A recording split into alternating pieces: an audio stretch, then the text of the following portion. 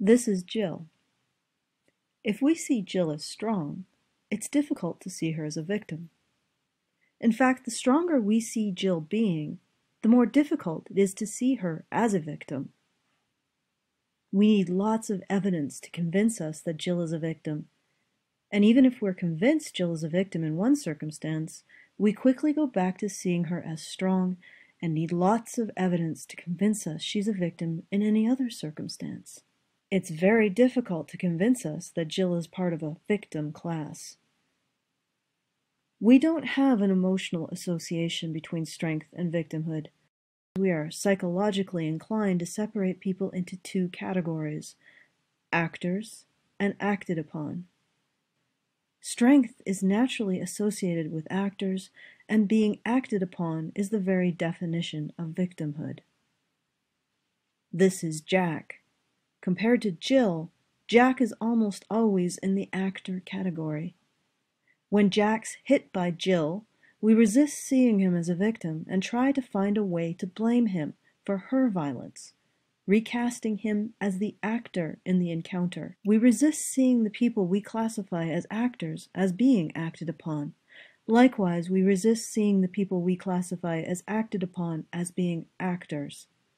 We consider women weak, but at the same time we judge men's actions by how they affect women.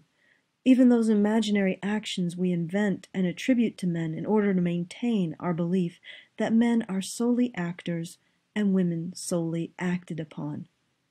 Because we associate women with weakness, with the category acted upon, it's easy to see them as victims.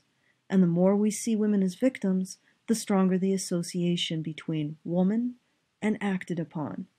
If we associated strength with womanhood, we would need lots of evidence of women's victimhood, rational evidence, statistical evidence, factual evidence, and we would look to both sides of the equation.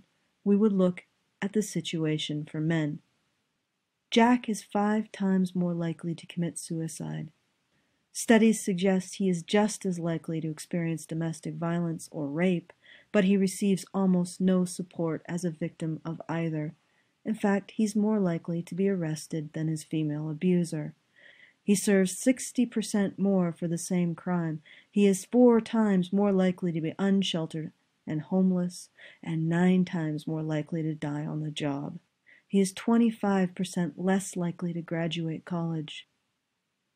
If these statistics applied to Jill, we would say they were evidence of Jill's oppression by Jack, and that they are evidence that Jill's belongs in the category acted upon.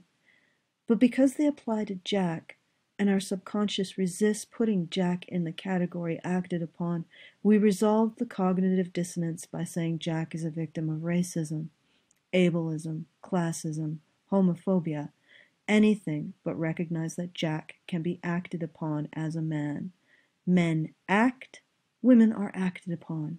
Men are strong, women are weak.